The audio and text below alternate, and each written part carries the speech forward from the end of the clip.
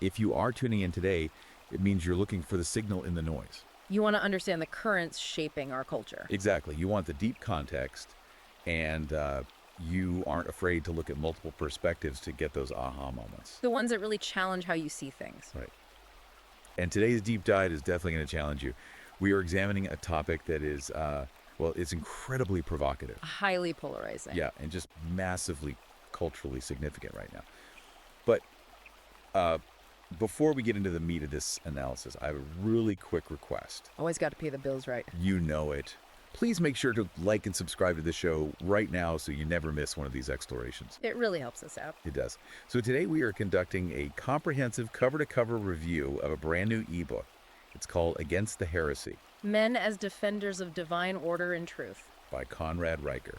We're going to break down the entire text, but if you want to follow along or read it for yourself, head over to Amazon Kindle or Google Play Books to buy the book. And make sure you follow the author on Substack. Right. His handle is @Conrad Riker on Substack. It's a really dense, uncompromising manifesto, and our mission today is to unpack its core arguments.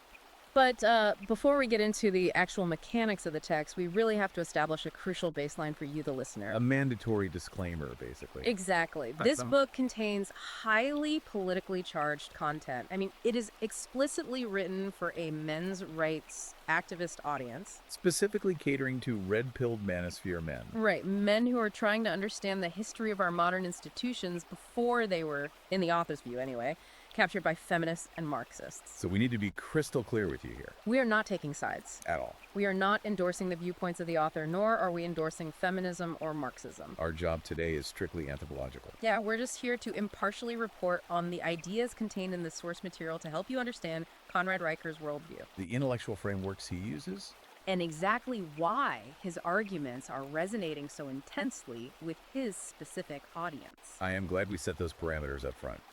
We're here to analyze the text, to look at the architecture of the argument itself. So let's start with the foundation. Okay, let's unpack this. The central premise against the heresy is Riker's assertion that modern institutions have been systematically captured. And dismantled. Right, dismantled by cultural Marxists and feminists, leading to what he calls a devastating crisis of masculinity. And his ultimate call to action is for men to wake up from this cultural conditioning. To reclaim what he describes as their historical divine roles. As leaders, protectors, and builders of civilization. Yeah, and he doesn't ease the reader into this concept at all. No, the very first chapter hits you with a barrage of statistics. Really grim numbers meant to paint a picture of a modern landscape where men are profoundly suffering. He wants to establish right away that this isn't just some philosophical dorm room debate. It's a matter of life and death for him. So let's look at those numbers. Riker leads by pointing out that in 2020, the male suicide rate in the United States was 3.88 times higher than that of women. Almost 4 times higher. And he highlights a 60% spike in male suicide since the year 2000 alone. That is a staggering jump in just 2 decades. On top of the mortality rates, he cites an American Psychological Association study stating that 45% of men report feeling lonely. Almost half of all men. Right. And he frames this not just as a statistical anomaly, but as a literal scream for help from a demographic that he claims society is actively ignoring. Or worse, mocking. Which leads us directly into a core concept of the book. The toxic trap. The toxic trap, yes. Riker argues that these alarming statistics are the direct measurable result of society placing modern men in an impossible psychological double bind. How so? Well, he posits that on one hand, men are shamed for their natural masculine traits. Things like aggression, the desire to lead, stoicism, territoriality. Competitiveness. Society broadly labels all these inherent traits as toxic. Right, we hear the phrase toxic masculinity all the time. Exactly. But on the other hand, society demands that men become more emotionally open and vulnerable. So wait, if society is telling them to be vulnerable, why does Riker think it's a trap? Where is the disconnect between what society says it wants and what it actually rewards? Riker argues that the disconnect is total hypocrisy. Okay. He claims that when men actually do attempt to show vulnerability, they are subtly or sometimes overtly demonized and despised by the very people who told them to open up. He uses media portrayal as a mirror for this. He does. He asks you to really think about the last time you saw a male character in a modern movie or a TV show break down in tears or express deep fear. Is that character ever portrayed as a hero? Never. He's immediately coded as someone who has lost control. Someone weak or someone who needs to be saved by a stronger character? Riker argues that modern society's demand for male vulnerability is often just weakness dressed up in therapy speak. Men are told to open up, but the moment they do, they lose the respect of their partners, their peers, and their communities. And it leaves men confused, paralyzed, and ultimately deeply aimless. And the consequences of that aimlessness are severe. Very. Riker points out that men are hardwired for a mission. When they drift through life without a clear, defined purpose, when they're told that their natural drive to conquer and build is toxic, they become incredibly easy targets. Targets for addiction, depression, and ultimately societal decay. To illustrate this, he shares an extensive anecdote about a man he calls John. John's story is really positioned as the archetype for the modern man. Riker details how John was caught squarely in this toxic trap. He was told by his corporate job and his social circles that his natural instincts to protect, provide, and take charge were antiquated and overbearing. So he internalized this shame, He stopped making decisions, he deferred to everyone else, and he ended up utterly aimless. struggling with his identity and leaning heavily on alcohol to numb the cognitive dissonance. But Riker doesn't leave John there at rock bottom. No, he frames John's story as a redemption arc. It's a roadmap for the reader. John didn't escape this trap by going to more therapy to talk about his feelings. According to Riker, John escaped by reclaiming his identity through two things: faith and a very specific definition of emotional intelligence. Right, because Riker's definition of emotional intelligence is very different from the mainstream definition. It's not about being in touch with your sadness. For Riker, emotional intelligence means self-mastery. It's the ability to feel anger or frustration, but channel it into productive, disciplined action, rather than lashing out or shutting down. Exactly.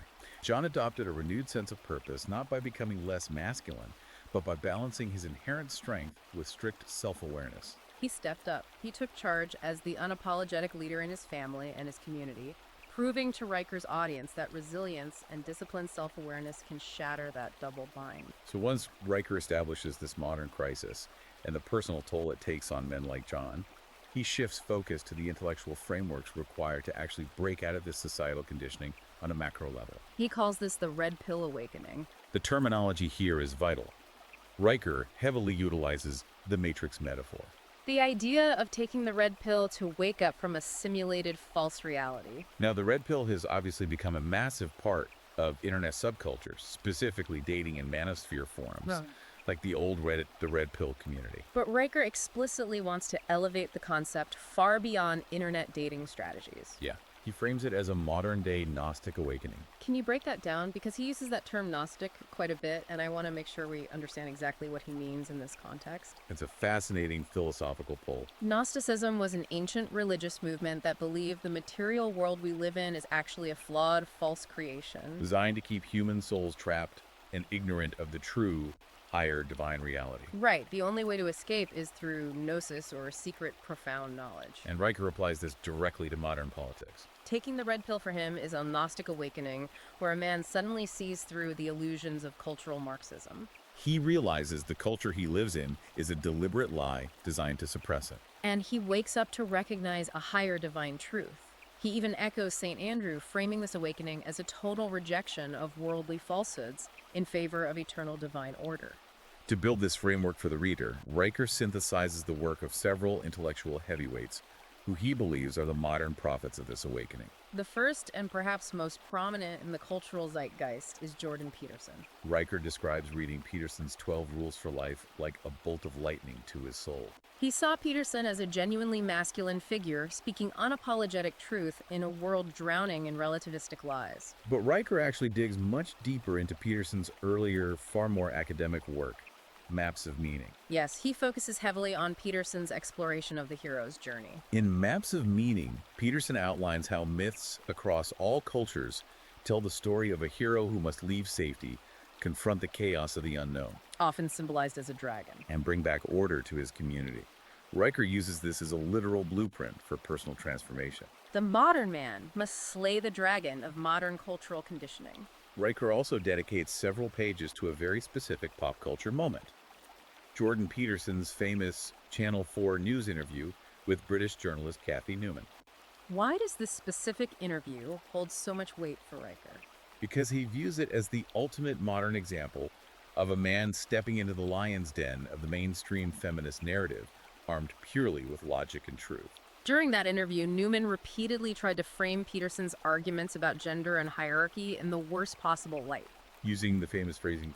So what you're saying is, But Peterson never lost his cool. he remained unapologetic, highly articulate, assertive, and totally unafraid to speak his mind without bowing an inch to political correctness.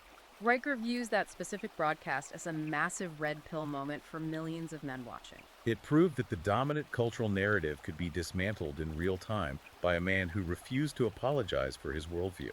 Another fascinating figure he introduces to support his thesis is Warren Farrell. Now, Farrell's a really unique case study here because he didn't start out in the manosphere at all. He was actually a staunch, high-level supporter of second-wave feminism. And that's what makes him such a powerful rhetorical tool for Riker. Warren Farrell literally served on the board of directors for the National Organization for Women in New York. He was deeply embedded in the feminist establishment. But as he looked closer at the data regarding suicide, workplace deaths, and child custody, Farrell eventually saw what he believed were fundamental flaws in the ideology. He realized, in his view, that the movement had become more about securing power and victimhood status than actual equality. So Farrell writes this totally paradigm-shifting book called The Myth of Male Power. And in it, he exposes how society actually treats men as the disposable sex. He points out that while feminists focus on the glass ceiling for top female executives, they ignore the glass cellar. The glass cellar. The fact that men make up almost all workplace fatalities, combat deaths, and dangerous manual labor jobs. Farrell's journey is held up by Riker as the ultimate testament to the power of the red pill. Here is a man deep inside the feminist system who woke up, looked at the raw data, and realized that men were being systematically harmed and left adrift. Riker then transitions from psychology and sociology to the political landscape, specifically framing the 2016 election of Donald Trump as a massive cultural turning point. Regardless of Trump's specific policies, Riker argues that the election was a primal scream from men across the country. Men who were tired of being vilified, told they were toxic and emasculated by the media. The book presents Trump as a highly symbolic figure. Men voted for someone who unabashedly rejected the feminist and politically correct narratives that had dominated culture for decades. Trump, in Riker's analysis, was a leader who wasn't afraid to be aggressive, to fight back, and to completely ignore the rules of cultural Marxism. But this is where the book takes an unexpected and incredibly dense intellectual turn. Riker transitions from politics into high-level theoretical physics and philosophy to ground his arguments in something beyond human culture. He introduces a concept called the CTMU.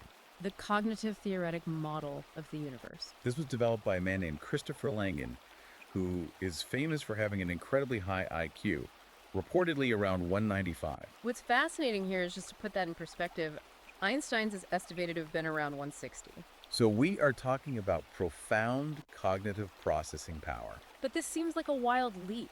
How on earth does Riker connect theoretical physics and cosmology to the crisis of masculinity and gender roles? It requires a bit of an explain it like I'm five breakdown because Langan's theory is notoriously complex. Essentially, the CTMU posits that reality is not just dead matter bumping into itself by accident. Instead, reality is a self-simulation or a self-processing language. Think of the universe as a giant cosmic mind that is constantly computing itself in order to realize its own potential. Because it is a mind, the universe has an inherent logical structure. A teleology, or a purpose. It is designed by a divine creator, and humans are a structural part of that divine plan. Okay, I follow the physics analogy.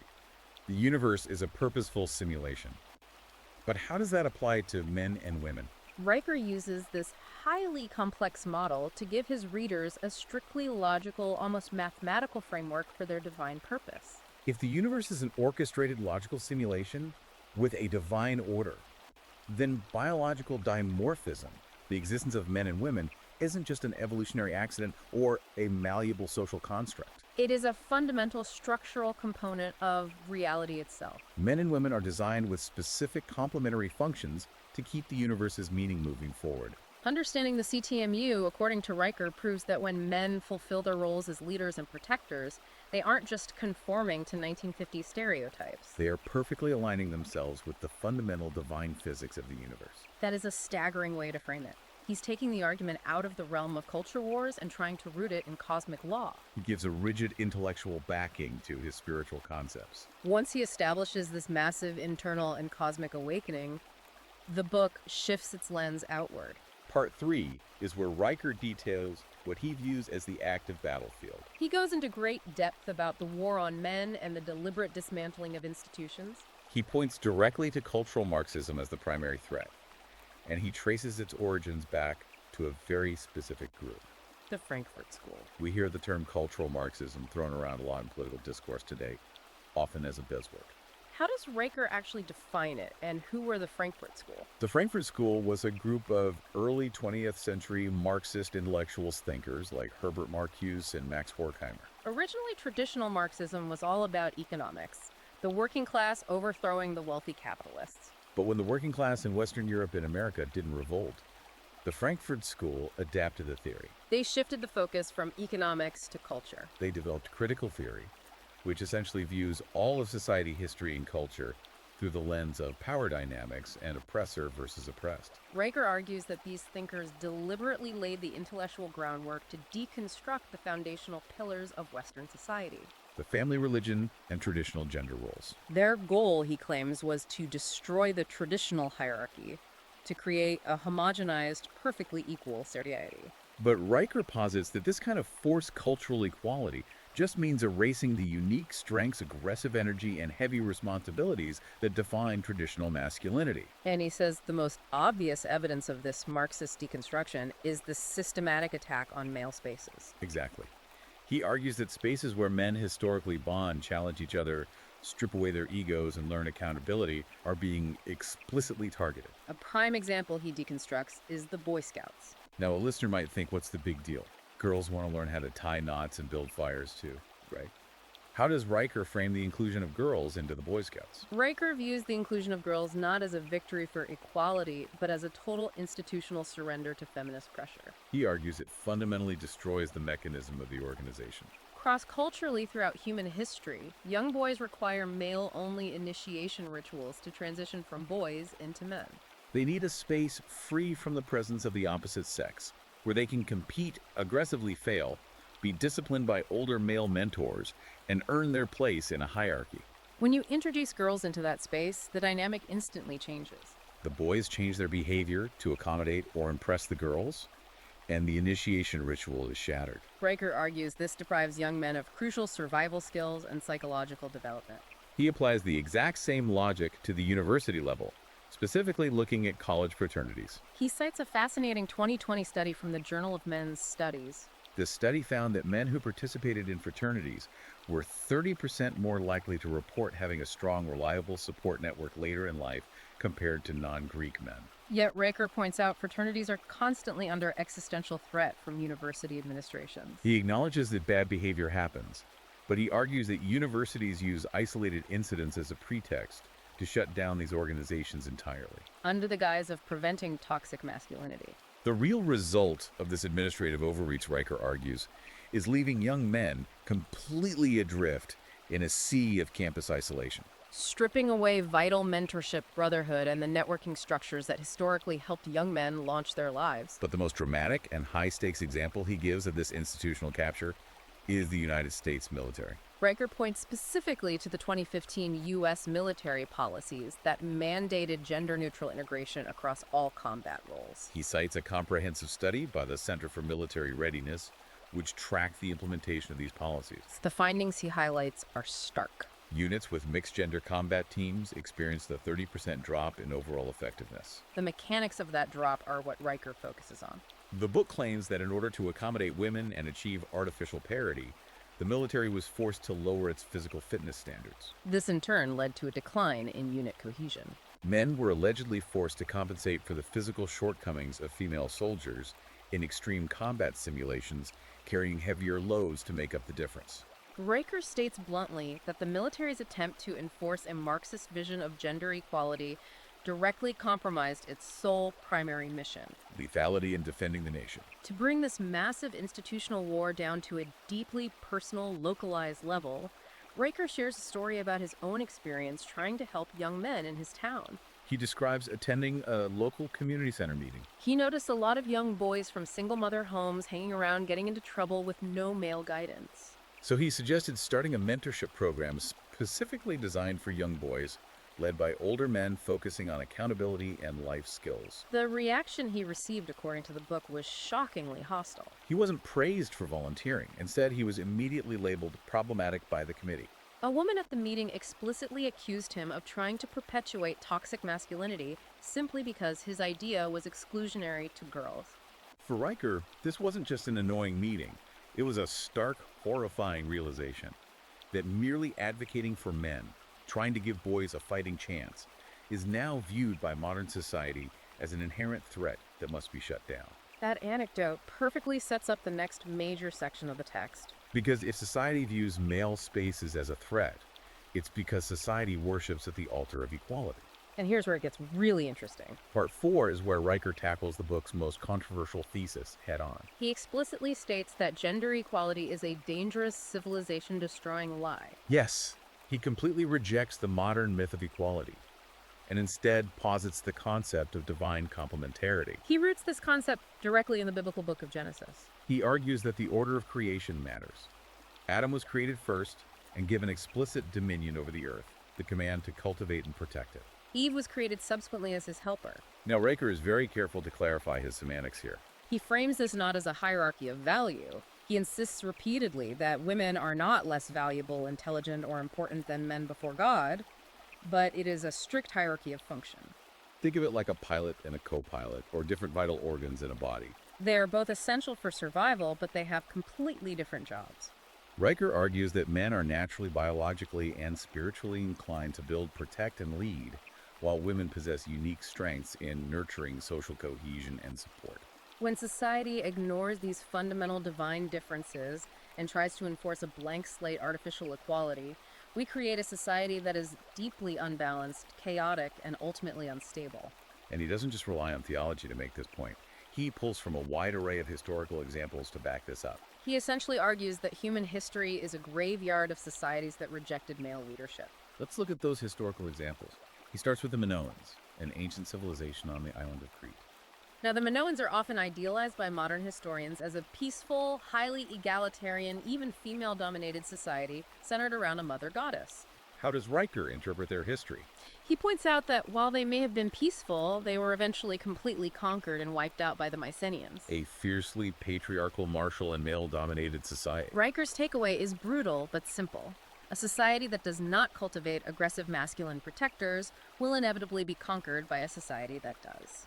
He then moves to North America, looking at the Iroquois Confederacy. While possessing strong matriarchal elements where women held significant political veto power, Riker argues that this division of leadership ultimately fragmented the Confederacy through internal power struggles. Right when they needed unified, decisive martial leadership the most. He also points to the ultimate historical warning signs, the collapse of the Roman and Byzantine empires. He argues that we often blame their fall purely on external barbarian invasions. But Riker argues the external invasions only succeeded because of internal moral decay. Specifically, a massive loss of masculine virtue. He argues that as the men in those empires became wealthy, complacent, and overly focused on personal pleasure, luxury, and hedonism rather than their civic and martial duties, the empires hollowed out from the inside. They lost their protective shell.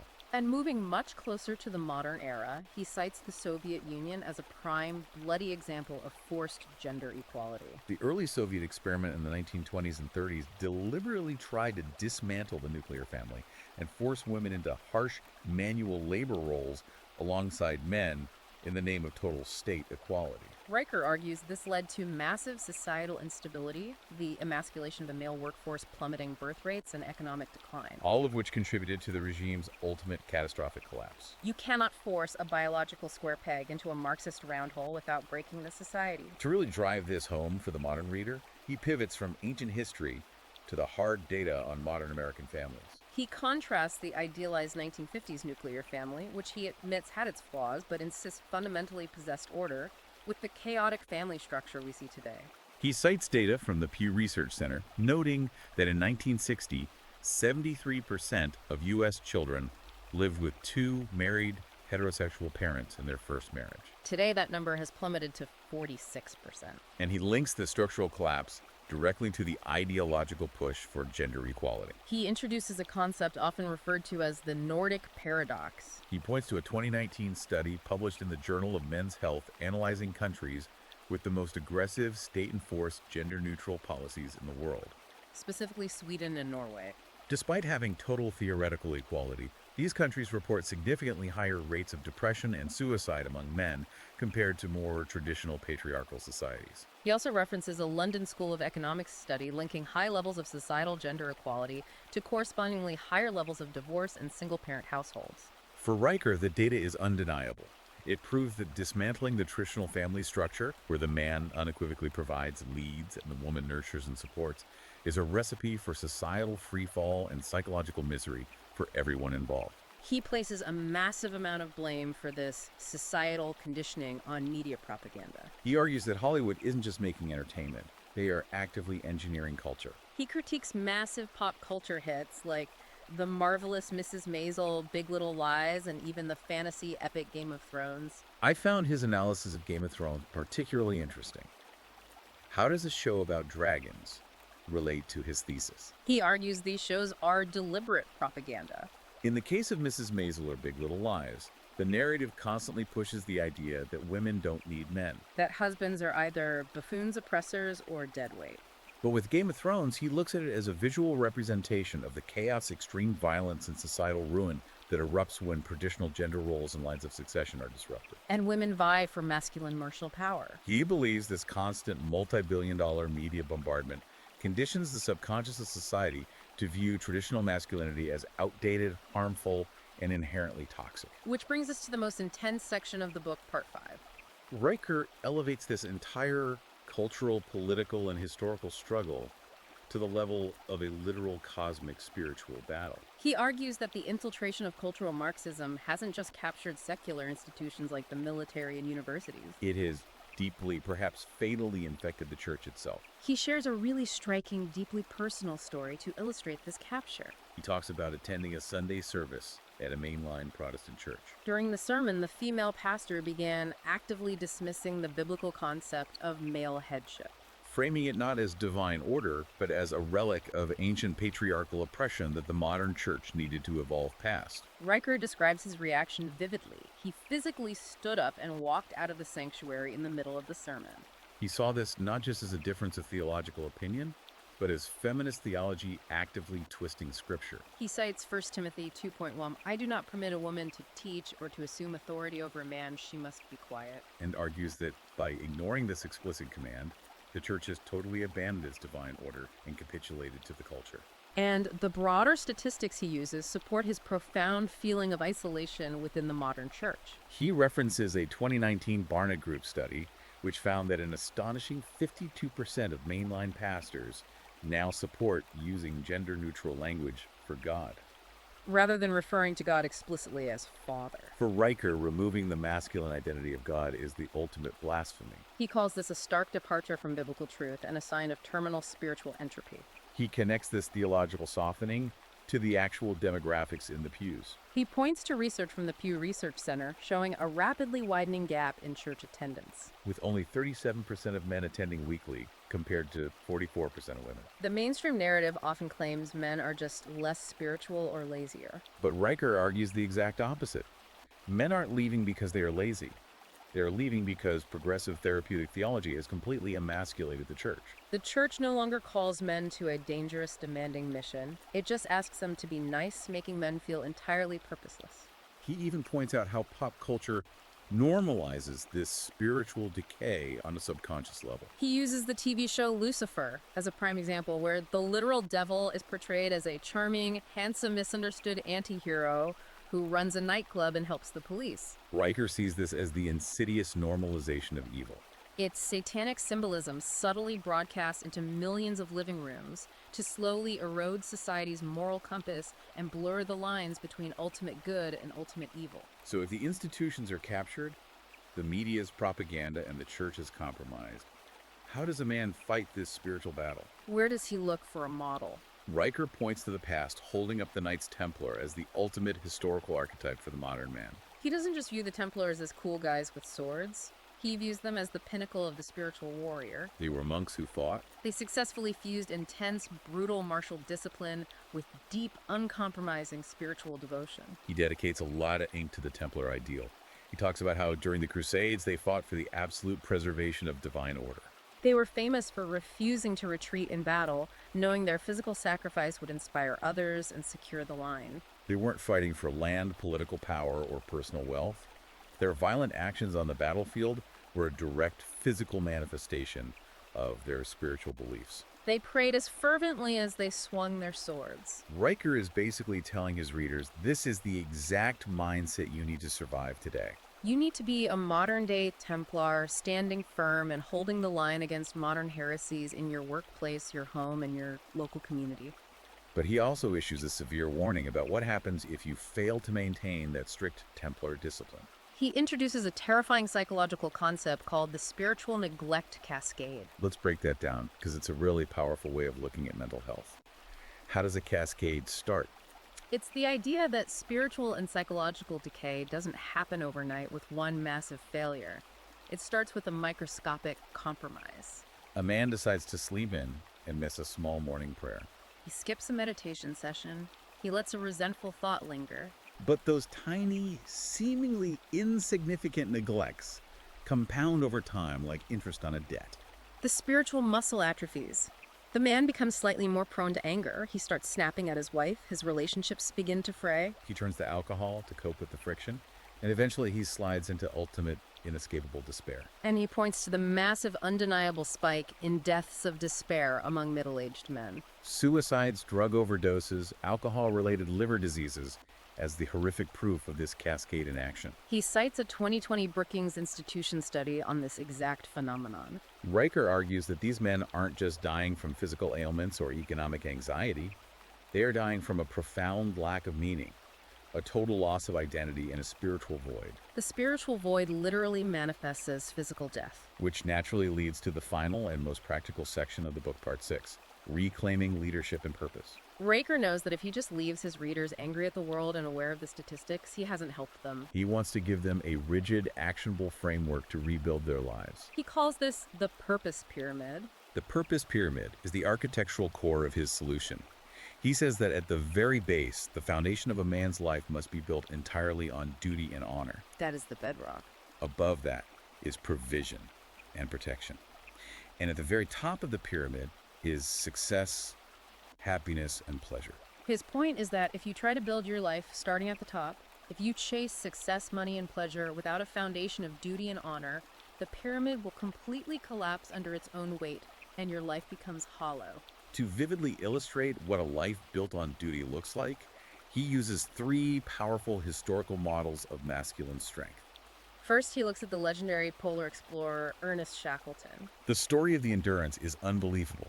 Shackleton's ship gets completely crushed by Antarctic ice, leaving him and his crew stranded in the most hostile environment on Earth. Exactly. And Shackleton managed to keep his entire crew alive, maintaining their physical and mental survival for over a year on the ice. But Riker points out that Shackleton didn't achieve this through brute physical dominance or tyranny. He achieved it through a profound, unbreakable sense of duty to his men and by enforcing strict unity and routine. It's a lesson that true masculine leadership is about managing morale, taking ultimate responsibility, and putting the survival of the group above your own comfort.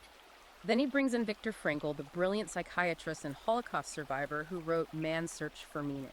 Frankl observed firsthand in the concentration camps that the men who survived weren't necessarily the most physically fit. They were the men who had a why, a profound reason to live, whether it was a loved one or unfinished work. Frankl proved that the primary drive in human life isn't pleasure, but the pursuit of meaning. Riker uses Frankl to show that true strength is the ability to find purpose, even in the most horrific, unjust suffering. And finally, he mentions Hugh Glass, the legendary frontiersman who was mauled by a grizzly bear, abandoned by his companions, and left for dead. Glass crawled for hundreds of miles through hostile territory with a broken leg and rotting wounds, driven purely by the will to survive and exact justice. Riker uses Glass as the ultimate primal symbol of adaptability, grit, and raw survival. He uses these three men, Shackleton, Frankl, and Glass, to completely invert the modern definition of success. He's arguing that the peak of the masculine experience isn't a life of luxury and the absence of pain, but the absolute mastery of suffering through duty. And he ends the book with very specific, hard-hitting commands for the listener to start building that mastery immediately. He tells men to embrace what he calls the discomfort curve. He argues that biological and spiritual growth only happens when you actively lean into discomfort. You have to set ambitious goals, seek out physical challenges like lifting heavy weights or martial arts, and utterly reject the modern conveniences that lead to quiet desperation. He also demands that men stop complaining about the culture on the internet and actually step up to take leadership roles in their local physical communities. He points out a staggering statistic from a 2020 Pew Research Center study. Only 30% of local government positions, school boards, city council, zoning committees are currently held by men. Riker says this massive leadership vacuum at the local level is being filled by chaos and ideological dysfunction. And men need to get off the sidelines, run for office, and enforce order in their own backyards. His final and perhaps most immediate piece of advice is a brutal assessment of our relationship with technology. He orders his readers to immediately delete social media. He calculates the math. Yeah. If the average person spends over 2 hours a day on social media, that adds up to roughly 5 entire years of their life wasted doom scrolling by the time they reach 70. He shares a story of a reader who deleted his apps, endured the dopamine withdrawal, and reclaimed his mind, using that recovered time to read philosophy, get in profound physical shape, and build a profitable business. It is an uncompromising command to reclaim your time and attention. It truly is an intense, unapologetic call to action from page 1 to the very end. And as we wrap up this incredibly deep dive into the material, I want to reiterate our framework from the beginning. We've spent the last hour exploring the specific, highly charged worldview of Conrad Riker in his book Against the Heresy. We highly encourage you, the listener, to think critically about this material, to question the premises, and to analyze the arguments presented. Absolutely. We are looking at the architecture of the ideas. And if we zoom out and connect this massive ideological text to the bigger picture of our society right now, this raises a deeply important lingering question. One that I want to leave you to mull over. The question is this: even if you vehemently disagree with Conrad Riker's political framework, his religious views, or his historical interpretations, we still have to look at the massive, undeniable empirical rise in deaths of despair, suicide, and profound loneliness among modern men.